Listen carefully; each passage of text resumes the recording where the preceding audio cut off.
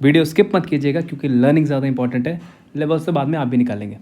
Welcome दोस्तों, आप सभी का स्वागत है मेरे चैनल बी ट्रेडर पर। आइए डिस्कस करते हैं कि 19 मई के दिन, एक्सपायरी के दिन, अपना ट्रेड सेटअप बैंक निफ्टी में कैसे बनाएं। और देखिए, बहुत क्लियर कट हमने कल क्या डिस्कशन किया था। हमारा बहुत सिंपल एनालिसिस था कि अगर मार्केट गैप डाउन खोलते, देखिए मैंने एक सिनेरियो डिस्कस नहीं किया था और मैं उसी के बारे में डिस्कस करने जा रहा हूँ कि मैंने वो क्यों नहीं कहा था। देखिए, हमने कल बहुत सिंपल कहा था कि अगर मार्केट थोड़ा सा फ्लैट खुलती है या हल्का गैप डाउन भी खुलती है और वापस यहाँ जाते हैं, हम इस पॉइंट से बाय करेंगे। हमारे टारगेट एग्जैक्ट हमने 34,620 के ही बोले थे। आप इस हार्मोनिक पैटर्न को छोड़ दीजिए, बिल्कुल छोड़ दीजिए। हम जो जो क्या बोलते हैं लेवल्स वगैरह है, इसकी मदद से नहीं निकालते, उसके और भी तरीके हैं। आप बस एनालिसिस को समझने की कोशिश कीजिए। हमने टारगेट दिया था, हमने एक ये कहा कि अगर मार्केट गैप अप खुल जाए 450, 500, 550, तो हम 620 के आसपास पुट लेंगे। ठीक, मैंने ये कल क्यों नहीं कहा कि फ्लैट खुल के जब ऊपर जाए तो हम कॉल लेंगे। क्यों? उसका एक रीज़न है कि मैं आपको हमेशा कहता हूँ कि मार्केट में टारगेट से ज़्यादा इंपॉर्टेंट होता है आपका एसएल। अगर मैं यहाँ फ्लैट खुल के ऊपर जाने की बात करूँ या फिर गैप अप खुल के इधर सपोर्ट लेके बात करूँ तो मेरा एसएल यहाँ आ रहा था। और मैं कभी भी बैंक निफ्टी में मेरी पूरी कोशिश रहती है कि मैं 100 से लेके 120 पॉइंट का, मतलब बैंक निफ्टी के प्राइस में, जो कि ऑप्शन में अगर आप ऐड द मनी पे तो 30 से 40 पॉइंट का पड़ेगा। इतने से ज़्यादा एसएल मैं नहीं देता हूँ और यहाँ पे एसएल बहुत ज़्यादा पड़ रहा था। इसलिए मार्केट में ट्रेडिंग हमेशा ऐसे कीजिए जहाँ पे आपका एसएल छोटा हो, क्योंकि इससे वही बात है, मैं आपको पहले ही बताता हूँ कि मैं नहीं कहता कि मैं 10 में 7 बार पास होता हूँ, बिल्कुल नहीं। मैं सबसे ख़राब ट्रेडर मान लिया, लेकिन अगर मैं 3 बार भी 10 टाइम्स में अगर अपने एनालिसिस पे सक्सेसफुल हूँ, लेकिन मेरा रेशियो टू रिवॉर्ड 1:4 का है, तो अगर मेरे को 7 बार भी एसएल हो तो 7 पॉइंट का लॉस, अगर 3 बार भी प्रॉफिट है तो 12 पॉइंट का प्रॉफिट है। स्टिल मैं 5 पॉइंट के प्रॉफिट में ही हूँ। तो आप ये पहले डिसाइड कीजिए आप किस टाइप के ट्रेडर बनना चाहते हैं। ये एक्यूरेसी तो हमारी अच्छी है ही, जो लोग पहले से वीडियो देखते आ रहे हैं। एसएल शायद हिट होता होगा, मुझे लास्ट वीडियो याद नहीं कब ऐसे हिट हुआ था। होगा, बिल्कुल मेरा भी ऐसे हिट होगा, 100% होगा। लेकिन मेरा ये जो फॉर्मूला है ना, ये फॉर्मूला और ये फॉर्मूला, इससे हम प्रॉफिट में ही रहेंगे।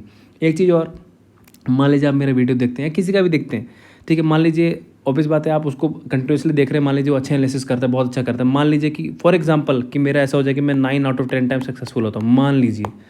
लेकिन कभी भी अब ये नहीं हो जाना चाहिए कि हाँ अब तो भाई यार ये तो भाई खतरनाक है, भगवान है, पता नहीं क्या है, अब भाई इसके एनालिसिस तो गलत जाती ही नहीं है, क्यों ना एक काम करे, एक लॉट से ट्रेड करता हूँ मैं 10 से कर लूँ, 100 से कर लूँ। ऐसा कभी भी नहीं कीजिए, कभी भी नहीं। मार्केट का जो डिसिप्लिन है वो यही कहता है कि आप जिस तरीके से ट्रेड करते हैं उसको मेंटेन कीजिए।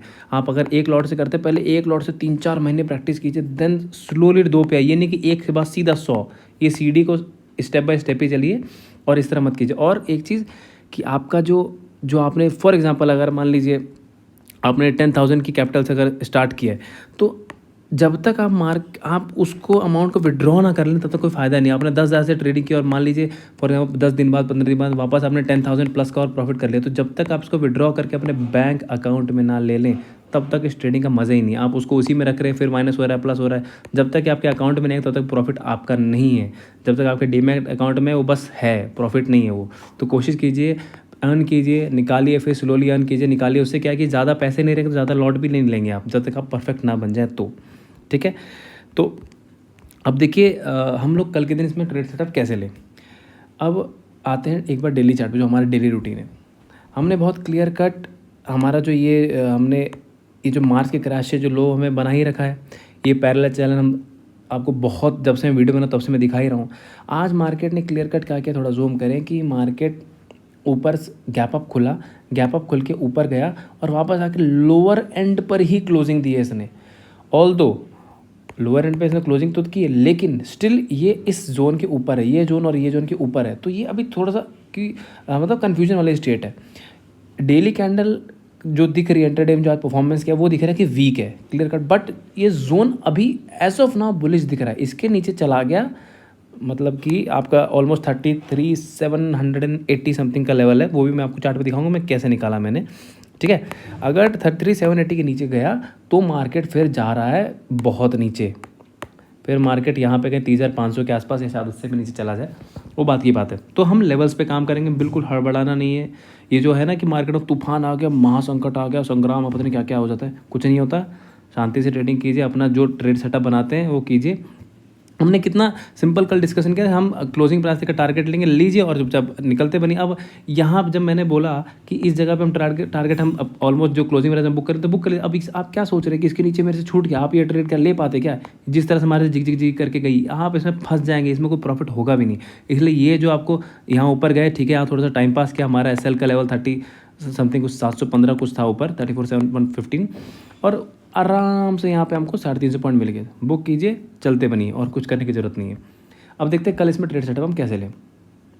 तो इसमें अब आपको ये सपोर्ट के जोन तो दिख रहे हैं, जिसको हम 5 मिनट के चार्ट पे थोड़ा और अच्छे से निकालते हैं। देखिए अब मार्केट ने आज इसमें क्या किया, 5 मिनट का चार्ट है कि गैप अप खुल के और मार्केट ने आके लोअर एंड पर ही क्लोज किया है। तो हमारे लिए जो बेस्ट सेटअप है, अगर वो मिल जाए, हालांकि मुझे उसकी उम्मीद है कम, अगर मार्केट कल गैप डाउन खुले, ठीक है, एक्सपायरी है, मैं कहूँगा नेक्स्ट एक्सपायरी की ट्रेड लीजिए, स्टॉप लॉस मैनेज करें, क्योंकि इस एक्सपायरी में कभी भी हमेशा मना करता हूँ, जीरो हीरो बिल्कुल खेलने की जरूरत नहीं। नेक्स्ट एक्सपायरी में ट्रेड लीजिए, वहाँ SL बहुत छोटा होता है, प्रीमियम डीके का टेंशन कम होता है।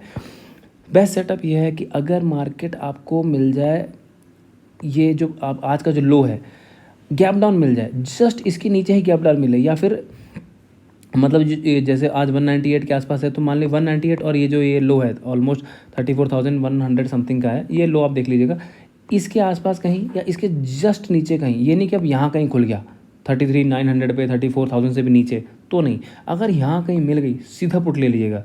और पुट लेते ही आपको बहुत स्ट्रेट फॉरवर्ड एक दो कैंडल मिलेगी, जो आपको एटलीस्ट यहाँ तक, या इनफैक्ट जो मुझे उम्मीद है वो आप ये वाला जोन, ये आप कैंडल देखिएगा, ये वाला जोन यहाँ, इस पर आप एक हॉरिजॉन्टल लाइन खींच लेगा, इसका पॉइंट ऑलमोस्ट 33,800 के आसपास ही है, 33,800, 33,780 इसके आसपास, यहाँ तक भी आप उसको ट्रेल करके लेके जा सकते हैं। अगर फ्लैट खुल के, मतलब फ्लैट या हल्का गैप डाउन मिल जाए तो इमीडिएटली पुट बनेगा।